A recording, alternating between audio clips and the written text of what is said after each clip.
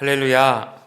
사순절 갈보리 기도의 24번째 날 주의 제단에 나와 예배하신 모든 분들과 영상을 참여하신 모든 분들의 삶의 자리 위에 하나님의 크신 은혜와 또 사랑이 넘치시기를 먼저 주님의 이름으로 축원합니다. 오늘 말씀의 제목은 빛을 믿으라 그리하면 빛의 아들이 되리라입니다. 오늘날 저녁 교회에서 정전이 발생하여서 예배당 전체가 어둠에 휩싸이게 되었습니다. 모든 조명이 꺼졌고 오직 강대상 위에 놓인 촛불 하나만이 빛나고 있었습니다. 어린아이가 그 모습을 보면서 아버지에게 묻습니다. 아빠, 왜 이렇게 어두운 데에서도 촛불이 잘 보이는 것입니까? 아버지는 웃으며 말합니다. 아들아, 어둠이 깊어질수록 빛은 더 잘 보이는 거란다 라고 말했답니다. 그렇죠. 빛은 어둠 속에 더욱 분명해집니다. 그리고 그 빛을 믿는 사람은 어둠 가운데서도 길을 잃어버리지 않습니다. 오늘 본문 말씀은 예수님께서 십자가 고난을 향해 나아가시기 직전에 자신의 존재와 사명을 마지막으로 밝히시는 장면입니다. 오늘 말씀은 크게 세 부분으로 나눠볼 수가 있습니다. 첫 번째 부분은 20절로 26절까지 말씀으로 헬라인들의 요청과 예수님의 죽음에 대한 선언입니다.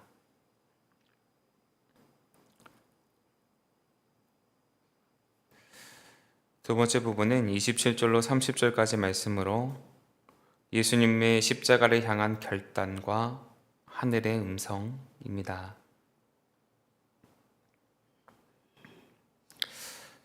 세 번째 부분은 31절로 36절까지 말씀으로 세상 심판과 빛을 믿으라입니다. 바라기는 오늘 말씀을 통하여서 예수님께서 말씀하신 빛이 무엇인지 또 그 빛을 믿는 삶이란 어떠한 삶인지에 대해서 함께 나눌 때 영적인 교훈과 기도의 제목을 얻고 돌아가시는 시간 되시기를 먼저 주님의 이름으로 축원합니다. 첫째로 예수님은 어둠 속에서 빛을 비추셨습니다. 예수님은 어둠 속에서 빛을 비추셨습니다. 오늘 말씀이 기록된 시점은 예수님의 공생의 마지막 주간, 곧 고난 주간의 시작을 담고 있습니다. 명절을 앞두고 많은 유대인들과 이방인들이 예루살렘에 몰려들었고 예수님의 이름은 이미 유대 전역에 퍼져 있었습니다. 특별히 헬라인 몇 명이 예수님을 보기를 원했다라고 오늘 말씀을 얘기하고 있지요. 본문 20절로 21절입니다. 명절에 예배하러 올라온 사람 중에 헬라인 몇이 있는데 그들이 갈릴리 베세다 사람 빌립에게 가서 청하여 이르되 선생이여 우리가 예수를 배우고자 하나이다 하니 라고 기록합니다. 이들은 진리를 갈망하였었던 이방인들이었습니다. 그들의 갈망은 단순한 호기심이 아니었지요. 혼란하고 어두운 세상 속에서 진리의 빛을 찾으려는 간절한 영혼의 요청이었습니다. 예수님은 이러한 요청을 들으시고 바로 응답하십니다. 그리고 자신의 죽음을 예고하시지요. 23절에서 인자가 영광을 얻을 때가 왔도다 라고 말씀하시는 것이 바로 그것입니다. 참으로 역설적입니다. 영광을 얻는다는 표현은 사람들의 시선으로 보면 성공과 높아짐을 의미합니다. 명예를 뜻하지요. 그런데 예수님은 십자가의 죽음을 두고 영광이라고 말씀하십니다. 예수님은 세상이 가장 어둡다고 느끼는 이 죽음의 순간을 하나님의 나라의 빛이 가장 밝게 비치는 순간으로 바라보고 계십니다. 예수님은 이 세상의 빛으로 오신 분이지요. 요한복음 1장 4절로 5절에서 이렇게 기록합니다. 그 안에 생명이 있었으니 이 생명은 사람들의 빛이라 빛이 어둠에 비추되 어둠을 깨닫지 못하더라 라고 기록합니다. 이처럼 예수님은 어두움을 몰아내는 빛이셨습니다. 그 빛은 생명이었고 구원이었으며 하나님과의 관계의 회복이었습니다. 그러나 세상은 그 빛을 알아보지 못했고 받아들이지 않았습니다. 예수님이 빛이심을 보여주는 대표적인 사건이 있지요. 요한복음 8장에 간음하다 잡힌 여인을 정죄하는 그 장면입니다. 사람들이 돌을 들고 몰려와서 예수님 앞에 데려온 그 자리에 예수님은 여인에게 정죄가 아닌 빛을 비춰주셨습니다. 그 어두운 분위기 속에서 예수님께서 이렇게 말씀하시지요. 요한복음 8장 12절입니다. 나는 세상의 빛이니 나를 따르는 자는 어둠에 다니지 아니하고 생명의 빛을 얻으리라고 말씀하여 주십니다. 이 빛은 비난도 아니었고 정죄도 아니었습니다. 용서였고 회복이었습니다. 빛이신 예수님은 단지 상황을 밝히는 역할만 담당하지 아니하시고 인간의 내면까지 비추어서 회복하게 하시고 회개하시고 새 생명의 길로 이끌어 주셨습니다. 오늘 말씀에서도 예수님은 같은 교훈을 주고 계십니다. 곧 죽음을 앞둔 순간 사람들이 생각하는 영광이 아니라 십자가를 통한 구속의 빛이 드러날 때가 되었다는 사실을 말씀해 주고 계신 것입니다. 사랑하는 여러분, 지금 우리는 어떠한 빛을 보고 있습니까? 어떠한 빛을 바라보고 있습니까? 세상이 말하는 빛은 때론 화려하고 빠릅니다. 순간적이고 찬란함을 자랑하지요. 그러나 예수님께서 보여주신 빛은 깊고 조용하고 고난을 통과해야 비로소 볼 수 있는 완전해지는 빛입니다. 사순절을 보내는 이때에 우리는 그 빛을 다시 바라볼 수 있어야 합니다. 예수님은 단지 과거의 인물이 아니시지요. 지금도 내 삶 가운데에 어둠을 밝히시는 빛이십니다. 내가 낙심할 때에, 기도응답이 지체될 때에, 내 인생이 멈춰진 것만 같을 때에 예수님은 빛으로 찾아오셔서 여전히 우리를 인도하여 주십니다. 본문 35절에서는 이렇게 기록합니다. 아직 잠시 동안 빛이 너희 중에 있다. 빛은 아직 우리 가운데 있습니다. 빛 대신 예수님을 믿고 따를 때 우리도 더 이상 어둠에 머물지 않게 됩니다. 요한일서 1장 7절입니다. 그가 빛 가운데 계신 것 같이 우리도 빛 가운데로 행하면 우리가 서로 사귐이 있고 그 아들 예수의 피가 우리를 모든 죄에서 깨끗하게 하실 것이요 라고 기록하고 있습니다. 빛 가운데를 행한다는 것은 죄와 타협하지 않는 것입니다. 내 중심에서 벗어나 예수님의 말씀대로 살아가는 것을 의미합니다. 그 빛은 때로 우리 안의 수치를 드러내기도 하고 감춰둔 욕심과 두려움을 비추어서 우리 자신을 부끄럽게 만들 수도 있습니다. 그러나 동시에 그 빛은 우리를 정결하게 하고 새롭게 하고 소망의 길로 이끄는 능력이 됩니다. 사랑하는 여러분, 오늘 우리는 이 말씀 앞에서 결단해야 합니다. 예수님의 빛이심을 믿는다면 그 빛 안으로 들어가야 합니다. 그분의 고난과 십자가, 그 모든 것들을 우리를 향한 구원의 등불이자 세상을 향한 하나님의 불멸의 사랑의 증거임을 믿고 걸어가야 합니다. 바라긴 이 사순절 그 빛 앞에 조용히 나아가서 우리의 삶과 마음을 다시 열고 빛의 사람으로 새롭게 서시는 저와 여러분의 삶이 되시기를 주님의 이름으로 축원합니다. 둘째로 예수님은 죽음을 통해 빛을 심으셨습니다. 예수님은 죽음을 통해 빛을 심으셨습니다. 예수님께서는 예루살렘에 입성하신 후에 자신을 찾는 헬라인들의 요청을 들으시고 이렇게 말씀하셨지요. 인자가 영광을 얻을 때가 왔도다. 곧 자신이 십자가에 달려 죽을 때가 되었음을 미리 알려주신 겁니다. 이 대답은 사람들의 기대와는 매우 다른 말씀이었습니다. 군중들은 예수님을 정치적 해방자로 기적의 왕으로 기대했습니다. 하지만 예수님은 자신을 하늘의 밀라로 비유하시면서 죽음의 길을 통하여서 영광이 임하게 될 것이다 라고 설명해 주십니다. 고난과 죽음이 영광이라니 제자들에게는 납득하기 어려운 선언이었습니다. 그러나 이것이 바로 하나님 나라의 질서였고 예수님의 방식이었습니다. 예수님은 이 말씀을 통하여서 십자가의 죽음이 결코 실패가 아니란 사실에 대해서 알려주셨습니다. 그리고 이것을 통해서 생명이 나을 수 있는, 생명을 낳는 유일한 길임을 가르쳐 주셨습니다. 예수님께서 비유하신 이 하늘의 미랄은 단순한 상징이 아닙니다. 그것은 예수님 자신의 전체적인 삶이었지요. 사명이었고 그 모든 것들을 집약한 결정적인 표현이었습니다. 미랄은 땅에 심길 때에 자신을 온전히 버려야만 합니다. 그래야만 열매를 맺게 됩니다. 껍질이 썩고 안의 생명이 깨어져야만 비로소 많은 곡식을 생산하게 됩니다. 예수님은 이 땅에 오셔서 하나님의 아들이신 신성을 지니셨지만 우리를 살리시기 위하여서 죽음을 선택하셨습니다. 그분의 죽음은 나약함의 결과가 아니라 의지적인 사랑의 선택이었지요. 이사야 선지자는 오래전 예수님의 죽음을 이렇게 예언합니다. 이사야 53장 5절입니다. 그가 찔림은 우리의 허물 때문이요 그가 상함은 우리의 죄악 때문이라. 그가 징계를 받음으로 우리는 평화를 누리고 그가 채찍에 맞음으로 우린 나음을 얻었도다. 예수님의 죽음은 우리 각자의 죄값을 대신한 속죄의 희생이었습니다. 그리고 그 죽음을 통해서 구원의 씨앗이 온 세상에 뿌려졌던 것입니다. 히브리서 5장 8절 9절에서도 이렇게 말합니다. 그가 아들이시면서도 받으신 고난으로 순종함을 배워서 온전하게 되셨은즉 자기에게 순종하는 모든 자에게 영원한 구원의 근원이 되시고라고 기록합니다. 예수님은 고난과 죽음을 통해서 순종을 이루셨고 그로 인하여서 우리가 구원을 이룰 수 있는 길이 열렸습니다.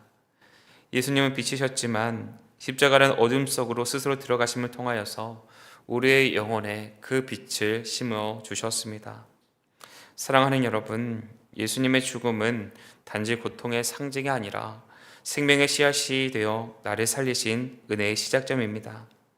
그렇다면 예수님을 따르는 우리는 어떠한 삶을 살아야 하겠습니까? 본문 25절입니다. 자기 생명을 사랑하는 자는 잃어버릴 것이요 이 세상에서 자기 생명을 미워하는 자는 영생하도록 보존되리라. 우리가 보내고 있는 이 사순절, 하나님의 미랄이 되기 위해서 내가 가지고 있는 권리들에 대해서 내려놓는 시간입니다. 내 자신의 뜻을 꺾고 자기 중심적인 삶을 내려놓는 훈련을 받는 시간이지요. 내 계획보다 하나님의 뜻을 우선하고 내 편안함보다 타인의 생명을 선택하는 그러한 사랑의 실천의 연습을 하는 그러한 시간입니다. 바울은 고린도전서 15장 31절에서 나는 날마다 죽노라고 고백합니다. 단지 외적인 고난을 말하는 것이 아니라 내 안의 자아를 매일매일 십자가에 못 박는 삶을 살아가는 것이라는 거지요. 예수님의 죽음 능력이 있습니다. 그리고 그 능력은 오늘 우리의 삶 가운데도 살아 역사하고 있습니다. 우리가 예수님을 믿는다면 그분처럼 하늘의 미랄이 될 수 있어야 합니다. 가정을 위해서, 교회를 위해서, 이웃을 위해서 자기 자신을 드릴 수 있어야 합니다. 내가 죽을 때 그 자리에서 누군가는 살아날 것입니다. 내가 포기할 때에 그 자리에 새로운 열매가 맺혀지게 됩니다. 사랑하는 여러분, 오늘 여러분은 그리고 저는 무엇을 품고 땅에 심어야겠습니까? 바로 예수님처럼 죽음의 자리까지도 사랑으로 순종하기 위해서 무엇을 준비해야 하겠습니까? 이 사순절의 시간 예수님의 미랄되심을 깊이 묵상하시며 우리 또한 그 빛의 씨앗을 땅에 심는 삶을 결단해야 하는 줄로 믿습니다. 이러한 믿음의 결단이 우리 가운데 있게 될 때 우리의 삶에 누군가를 위한 생명의 열매가 되고 세상을 위한 빛의 통로가 됩니다. 바르게는 이러한 믿음으로 하나님 보시기에 합당한 열매를 맺는 복된 삶 살아가시는 저와 여러분이 되어주시기를 주님의 이름으로 축원합니다. 끝으로 예수님은 우리를 빛의 사람으로 부르셨습니다. 예수님은 우리를 빛의 사람으로 부르셨습니다. 예수님께서 십자가의 죽음을 앞두신 마지막 일주일 동안 그분의 제자들과 군중을 향해서 자신이 빛이심을 대해서 계속해서 말씀하십니다. 본문 35절에 예수께서 이르시되 아직 잠시 동안 빛이 너희 중에 있으니 빛이 있을 동안에 다녀 어둠에 붙잡히지 않게 하라. 어둠에 다니는 자는 그 가는 것을 알지 못하느니라고 말씀하십니다. 예수님께서는 우리에게 잠시 동안 함께 하고 있을 것이다 라고 말씀하십니다. 이것은 단지 시간적인 표현이 아니라 기회가 제한적으로 준비되어져 있음을 의미합니다. 36절에서 이렇게 또한 말씀하시죠. 너에게 아직 빛이 있을 동안에 빛을 맺으라. 그리하면 빛의 아들이 되리라. 이 말씀은 예수님을 단지 바라보는 수준을 넘어서 그 빛을 믿고 그 안에 거하며 그 빛을 따르는 자가 되라는 강력한 초청인 것입니다. 명령인 것이지요. 예수님은 당신의 죽음 이후 그분을 따를 제자들에게 이 빛이 세상에 비추는 사명을 위임하시기 위해 미리 말씀해 주신 겁니다. 예수님은 이 세상의 빛이시고 그 빛을 따르는 우리를 빛의 사람, 빛의 자녀로 불러주셨습니다. 그래서 에베소서 5장 8절에서 너희가 전에 어둠이었지만 이제는 주 안에서 빛의 자녀들이 되었다라고 말씀하시는 것도 바로 이러한 이유에서입니다. 이것이 우리의 정체성입니다. 전에는 어둠 가운데 있었지만 이제는 빛이 된, 빛의 자녀 된 사람들이라는 거죠. 빛의 자녀가 되었다는 것은 단지 하나님의 자녀로 칭함받는 것을 넘어서서 그 빛을 삶에서 증거하고 드러내며 살아가는 존재로 부르심을 받았다는 것입니다. 마태복음 5장 14절로 16절에 너희는 세상의 빛이라. 산 위에 있는 동네가 숨겨지지 못할 것이요 사람의 등불을 켜서 말 아래에 두지 아니하고 등경 위에 두나니 이러므로 집안 모든 사람에게 빛이 있느니라. 이같이 너희 빛이 사람 앞에 비치게 하여 그들로 너희 착한 행실을 보고 하늘에 계신 너희 아버지께 영광을 돌리게 하라 라고 말씀합니다. 우리의 존재 자체가 하나님의 빛을 전하는 사명자이며 우리의 삶이 사람들로 하여금 하나님을 향하게 하는 통로가 되어야 한다. 성경은 우리에게 말씀해 주고 계십니다. 예수님께서 빛으로 이 땅에 오셨고 이제 그 빛을 저와 여러분에게 맡겨 주셨습니다. 우리는 더 이상 어둠에 머무를 수가 없다라는 이야기죠. 우리는 세상 속에서 진리와 사랑, 거룩함과 용서로 살아가야 하는 존재들이라는 겁니다. 사랑하는 여러분, 예수님은 우리에게 빛을 믿으라고 말씀하셨습니다. 그 믿음은 단지 생각이나 감정의 수준이 아닙니다. 삶의 방향이 바뀌고 존재 정체성이 변화되어지는 일을 의미합니다. 빛의 자녀로서의 삶을 살아가기 위해서는 우리가 몇 가지를 주의해야 합니다. 먼저는 어둠을 분별하고 거절할 수가 있어야 합니다. 에베소서 5장 11절에 보면 너희는 열매 없는 어둠의 일에 참여하지 말고 도리어 책망하라 말합니다. 세상에 당연하게 여기는 문화 그리고 타협, 죄 유혹 앞에서 하나님의 말씀으로 어둠을 분별해야 한다는 겁니다. 그리고 그 안에 동참하지 않고 빛의 편에 서야 할 사람들이 바로 빛의 자녀라는 겁니다. 다음으로 우리의 삶에서 드러나는 빛을 통해 다른 이들을 비춰줄 수 있어야 한다는 겁니다. 그리스도인은 말로만 예수님을 증언하지 않습니다. 눈빛, 언어, 태도, 관계, 사랑, 용서가 곧 복음이 되고 빛이 됩니다. 우리가 인내하고 선해보고 또한 조용히 선을 행하게 될 때에 사람들은 우리 안에서 예수님의 향기를 맡을 수가 있습니다. 마지막으로 예수님의 십자가를 통해 빛을 이어받았음을 기억해야 합니다. 사순절은 그 빛의 유산을 기억하고 되새기는 시간입니다. 예수님의 고난은 단지 예수님의 희생으로 그쳐지는 것이 아닙니다. 그 고난은 나를 위한 것이고 그 고난을 믿는 사람마다 빛을 받은 자고 그 빛을 비추는 자라는 겁니다. 예수님의 십자가 위에서 세상의 가장 어두운 순간에 하나님의 가장 밝은 빛을 우리 가운데 비춰주셨습니다.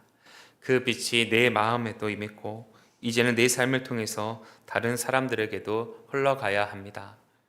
사랑하는 여러분, 예수님께서는 어둠 가운데 빛으로 오셨습니다. 십자가의 죽음을 통해 빛을 심으셨고 이제 우리로 하여금 그 빛을 열방 가운데 비춰 나아가기를 원하고 계십니다. 바라기는 이 사순절을 보내는 이때에 빛을 믿으라 그리하면 빛의 자녀가 되리라 하신 이 말씀 앞에 믿음을 순종하며 나아가셔서 하나님께서 주신 사명을 완수케 되어지고 또 그 가운데 하나님께서 주시는 매일의 만나와 매출하게 경험하시는 저와 여러분의 삶이 되어지시기를 주님의 이름으로 축원합니다. 기도하겠습니다. 하나님 감사합니다. 새벽 문의 주의 전에 오르게 하시고 빛을 믿으라 그리하면 빛의 자녀가 되리라 하신 그 하나님의 말씀을 붙잡고 살아나갈 수 있도록 깨닫는 지혜를 우리 가운데 허락하여 주심에 감사합니다. 하나님께서 예수님을 이 땅 가운데 보내주셔서 가장 어두운 때에 가장 찬란한 빛으로 우리를 인도하여 주셨사오니 그 빛의 인도하심에 따라 온전히 순종하는 삶 살아갈 수 있는 우리 모두가 되어지게 하여 주시옵소서. 이 시간 하나님께서 주시는 은혜 감사하는 마음으로 정성껏 구별할 드린 예물이 있습니다. 어려운 중에서도 하나님께서 주신 은혜, 사랑에 감사하는 마음으로 정성껏 예물을 올려드리오니 이 드리는 손길들이 하나님께서 주시는 기쁨과 감사가 매 순간 넘치는 삶으로 인도받을 수 있도록 복내려 주시옵소서. 이 땅 안에 필요한 모든 것들을 공급하여 주시사 후히 구워줄지언정 구워지지 아니하는 복된 삶 살아가게 하여 주시옵소서. 지금도 주님의 인도하심과 치유 회복의 역사를 기대하며 간절히 구하고 있는 사랑하는 한 분 한 분을 만나주시고 친히 안수하여 주시고 이들의 손을 잡아 일으켜 세워주시어서 이들의 걸음이 그곳에 머무는 것이 아니라 주의 성산으로 나오는 복된 걸음이 되어줄 수 있도록 완전한 치유 회복을 명하여 주시옵소서. 지금도 화마로 인하여서 삶의 터전을 잃고 재난으로 인하여서 고통받고 있는 전 세계의 모든 이들을 주님 긍휼히 여겨주시사 이들의 삶이 하나님의 돌보심과 인도하심으로 모든 비통한 자리가 하나님의 돌보심 가운데 구원의 역사를 참게 되어지는 현장으로 변화되어지게 하여 주시옵소서. 언제나 우리 가운데 함께 하시고 치유 회복을 명하여 주시는 우리 주 예수 그리스도의 이름으로 기도하옵나이다. 아멘.